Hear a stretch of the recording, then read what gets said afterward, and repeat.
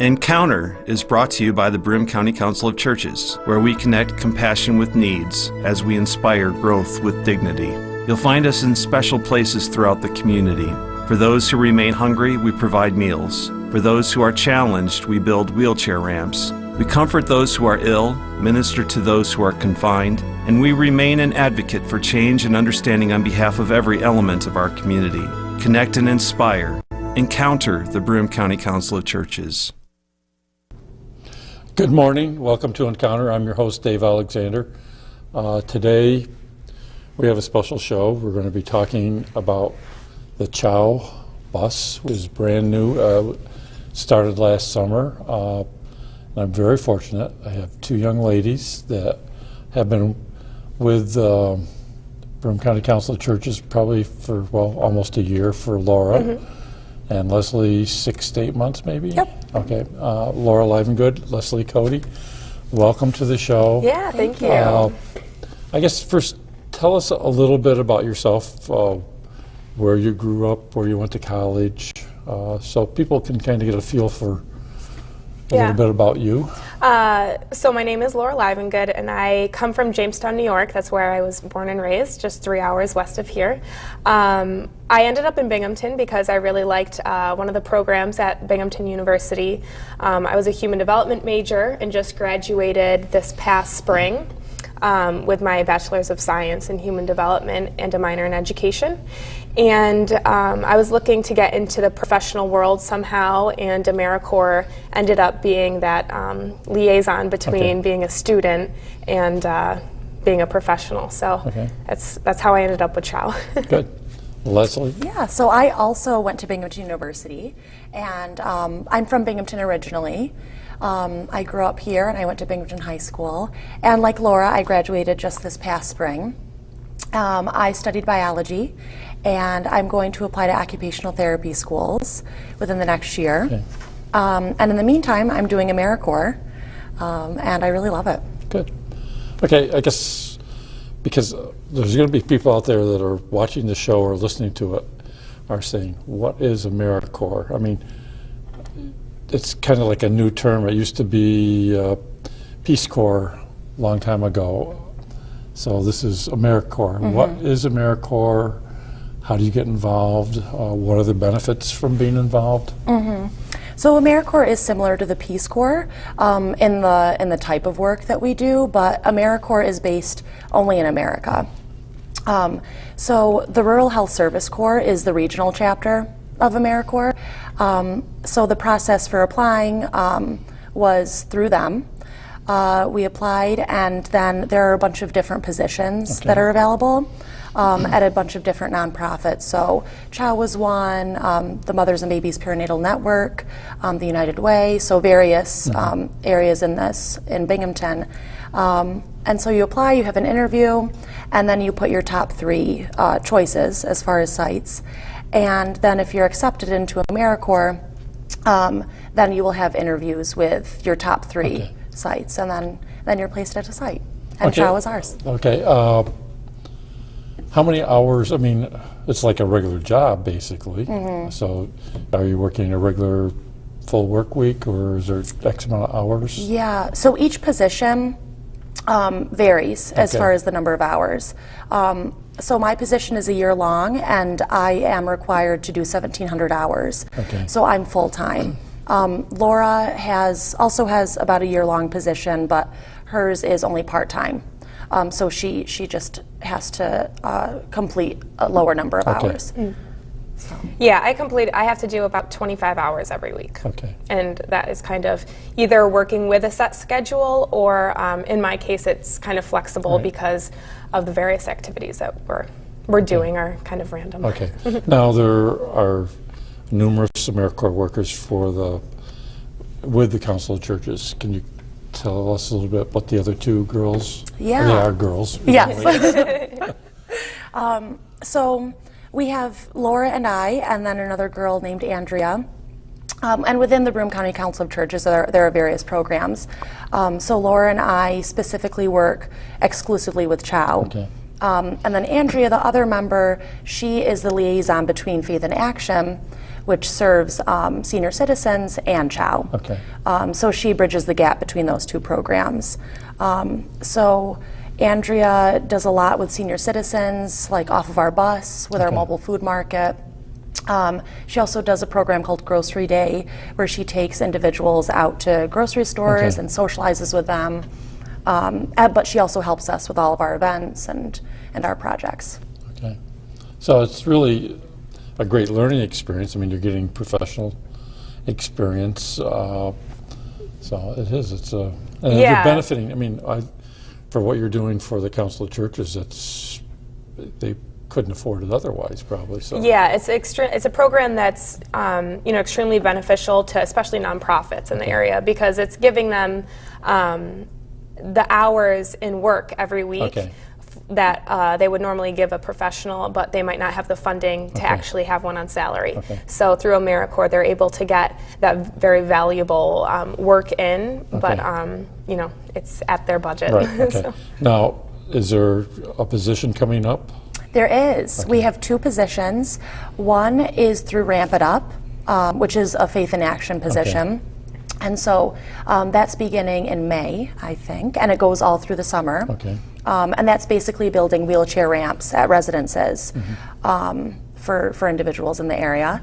And then we have another one through CHOW, which is really working on our CHOW farm out in Conklin. Okay, good.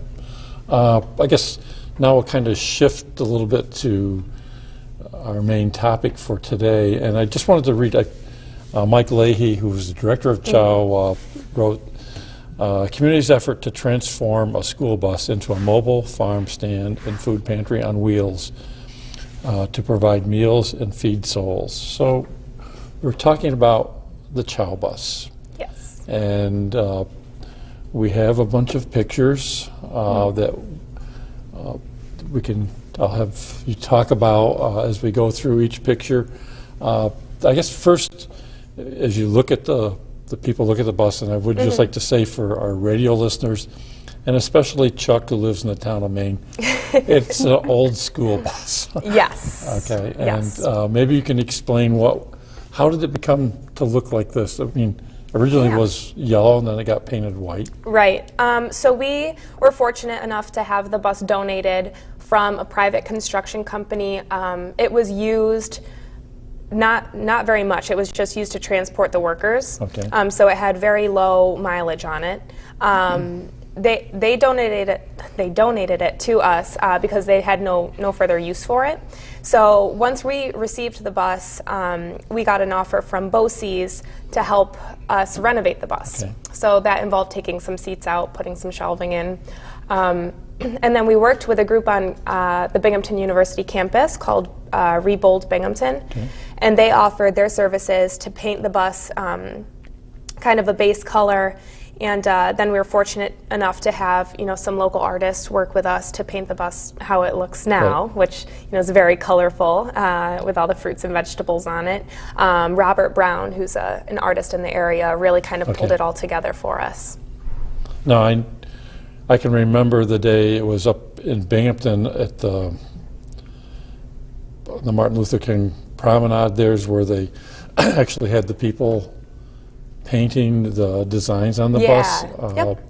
And that was quite, I was asked to go up and take the bus back to BC's. I mean, it was just amazing to see these people, doing their artwork either with the little spray thing or brushes. Yeah, we're so fortunate to have the support that we've had from the community.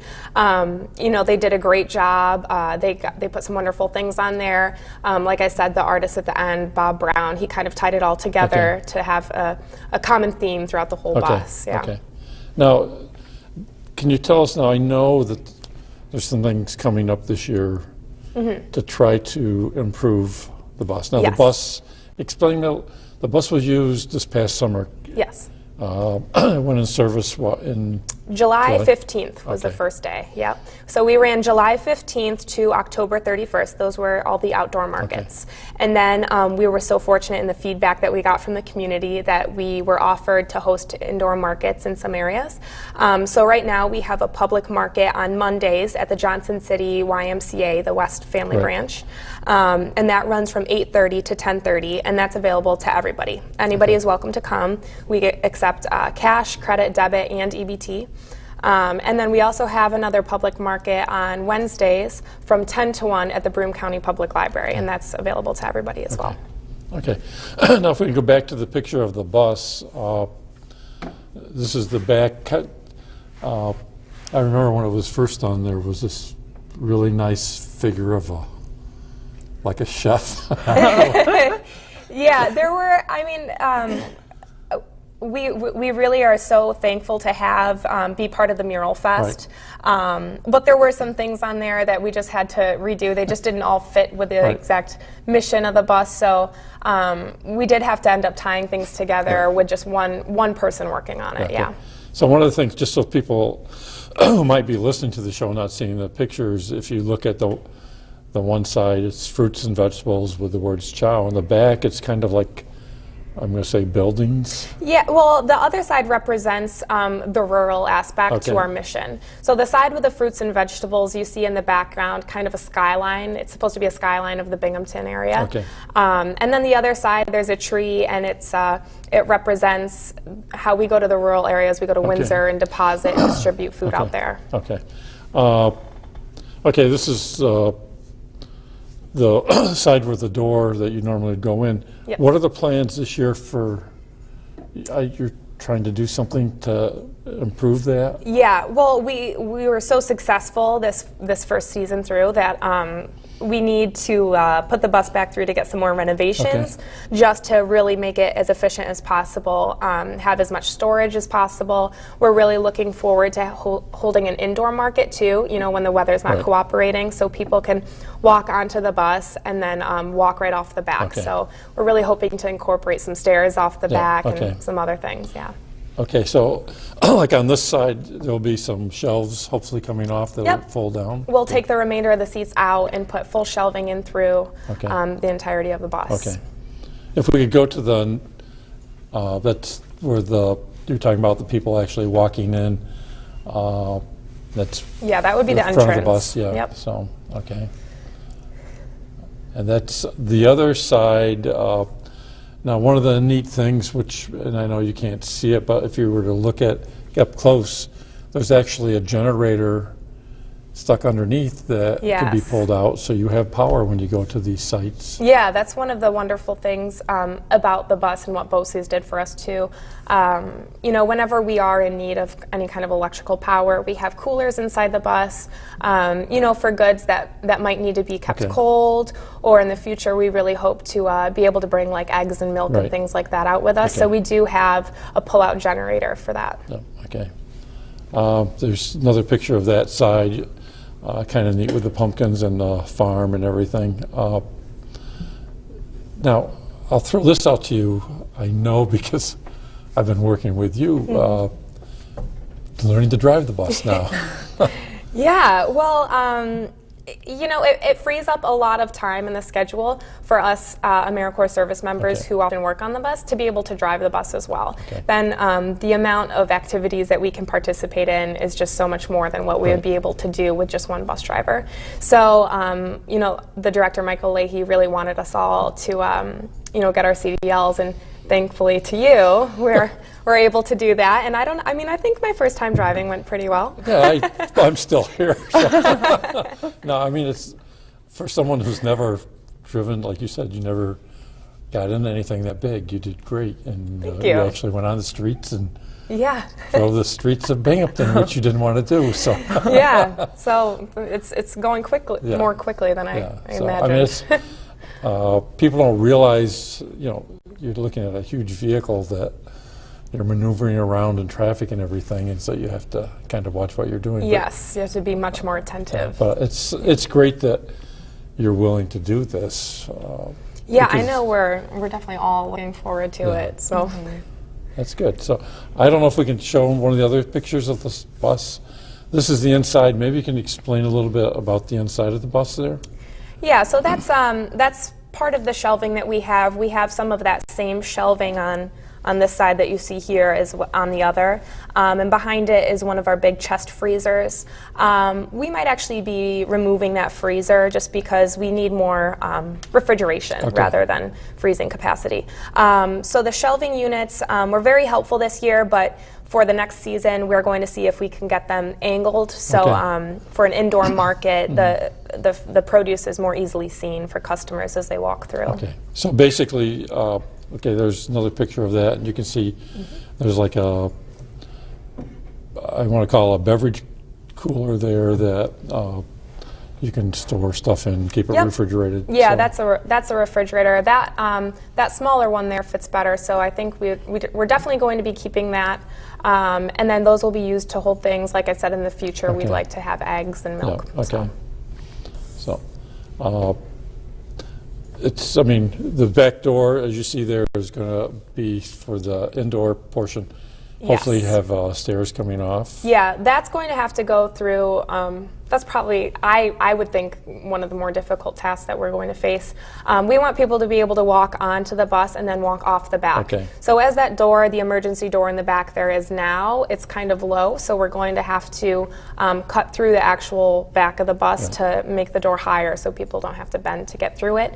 And then we're going to talk to BOCES and figure out what the best way to be would be, what the best way to fit stairs to go off the back of the bus would be. Okay.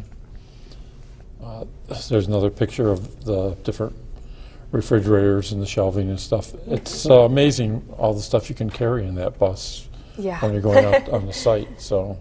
And that's all, everything that we carried this past year, we're looking to almost double the majority of our numbers. So we're really going to have to use all the storage space that we have very efficiently. And we've actually gotten some help from local people here on drawing out plans to use space wisely. Yeah, I know now you had a couple times talked about you've been on the internet. There's other places where they have buses, so you're kind of picking their brains a little bit for what you're doing. Yeah, we've gotten so much help. What I've found through this project is that everybody who runs a mobile market, they do it for the benefit of the community. They're really looking to change some kind of social issue, usually hunger. But a lot of these buses also provide a lot of other services. We're looking to do the same kind of thing, and we have in the past. But everybody has the mindset that they just want to better the world. Okay. So I've reached out to several other markets. One in Washington, D.C. called the Arcadia Mobile Market. There was one in Boston called the Fresh Truck. Okay. I've looked at all their websites and seen how successful they are, and so I've been emailing and contacting them for their advice, and they've been very receptive and open to helping in whatever way they can. Sounds good. If we could go to the slide that tells about the goals and the 2014 summary, just like to talk a little bit about what occurred in 2014. Maybe you can kind of go over this, and because the people that are listening. Right. So we were able to reach almost 4,000 people. That's how many people were served, just a little shy of that. We distributed 1,600 USDA school lunches to students who normally receive reduced or free lunch at school, and we were able to distribute those over various school breaks. We also distributed about 12,000 extra supplemental meals from CHOW that were given to people from CHOW. And then we were able to glean produce as well, and that we used some volunteers for. So we were able to work with the Lee Barta Community Center there. They kind of gathered some volunteers from the community there, and we took the bus out and picked apples one day. We did kind of a similar project with potatoes, and then all that produce, since we were able to harvest that for free, we gave it out for free for the following few weeks. We also distributed dental hygiene kits and school backpacks to students, and we were able to provide job training to 2 at-risk youth, and then also to a man in recovery from the the rescue mission. Okay. Yeah. So you had 14 job sites. Yeah, we had 14 market sites by the end of the season, and now with the indoor markets, that number has increased, so that'll be for the 2015 report. Okay. Yeah, okay. If we go to the goals for 2015, really, I guess maybe we should really highlight the number one goal, and that's to obtain funding for the renovations. And I would throw this out to anybody out there. For such a worthy cause, if you'd like to make a donation to help, improve the bus and allow it to do what you want it to do, donations can be made to the Broome County Council of Churches, and just put down it's for the child bus. So yeah, absolutely. I mean, we need all the help we can get. The only reason this project has been so successful so far is because of all the support we've received from the community and organizations within the community.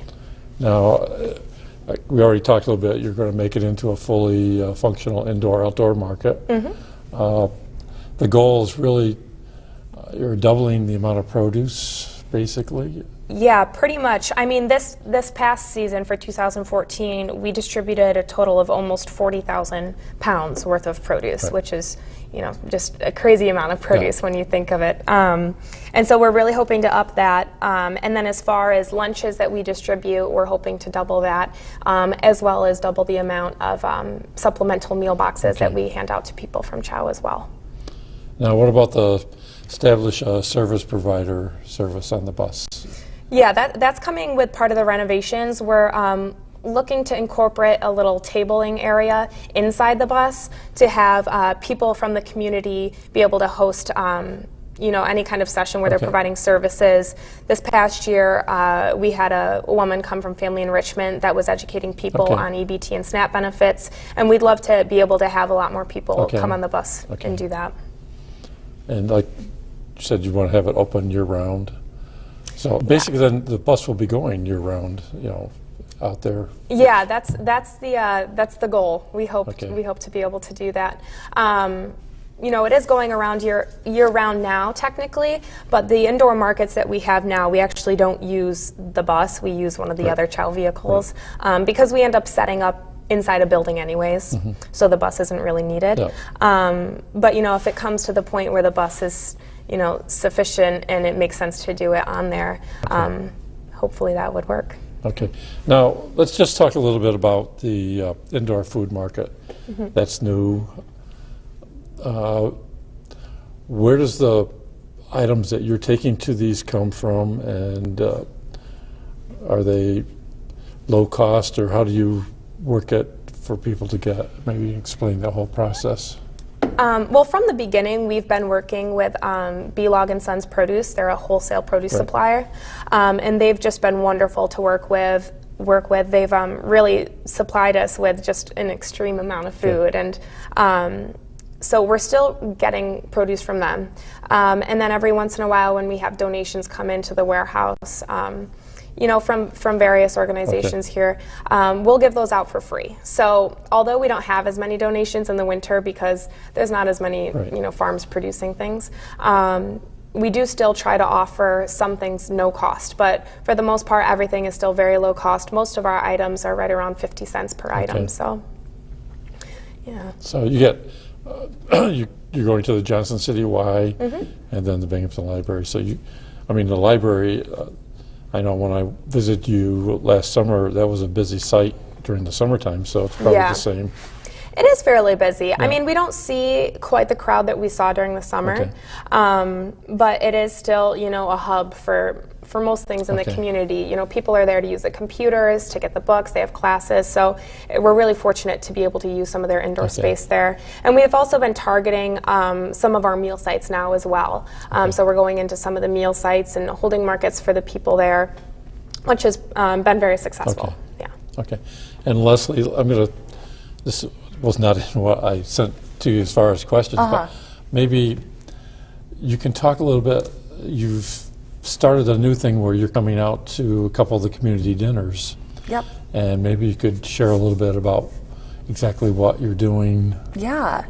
So So we've been going to your meal site at in Endwell, and we're also going to the First Assembly of God right in Binghamton downtown. So originally we wanted to go there, socialize with individuals who are getting services there, and also volunteering there. And now we're starting to bring our food market there, and that's hugely successful.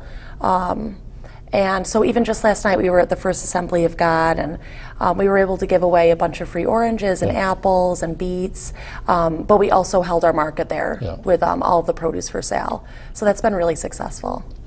So just the whole fact, you're interacting with the people that are coming to the meals, and you're kind of listening to their stories. I imagine some of it's an eye-opener too, probably. It is. So it is a great way for these people to realize that people care about them, and I think it's great that you young ladies are willing to take that on, because it's not easy sometimes. So yeah, of course. I mean, I feel like it's very important to what we do. Chow has had such a huge part in providing these meal sites over the years, but oftentimes people just think of Chow as this organization and they don't really have a face to put on it necessarily. So being able to really meet with people and talk to them on a one-on-one level has been really, really beneficial, and I think it just gives us a greater understanding of why we're doing what we're doing. That's good. I mean, I really think the benefits of everything is just, I know there was one of the nights that nobody came, and people say, "Where are the young ladies?" And so they are looking forward to the fact that you're walking around, whether it be initially serving some food or then but sitting down and talking to them. I mean, they really think that's the greatest thing going. So to have a young person talk to them, it doesn't happen. So I think that's great. So as we're getting ready to kind of close, is there anything else you'd like to share with us? Well, I think you have some really exciting things going on. Leslie's been working on a new project for Chow, gardening in the schools. Yeah, so I'm working with a group at Binghamton University. They're called the Binghamton Scholars, and they're interested in helping us start a garden at Johnson City Intermediate School. And we have a group of 8 teachers there who are really committed to this project. And so we're building a garden there. There are going to be 8 raised beds. And we're growing vegetables so that the kids can grow themselves, learn about it, learn about the process, and then bring those vegetables home and share them with their family. So we're really excited about that. Well, as we're really kind of wrapping down, I want to thank both of you so much for coming today, sharing the information about AmeriCorps and the Chow Bus and now the gardens. I mean, a lot of exciting things for this coming year. So thank you again for being part of the show. Yeah, thank you for having us. Thank you.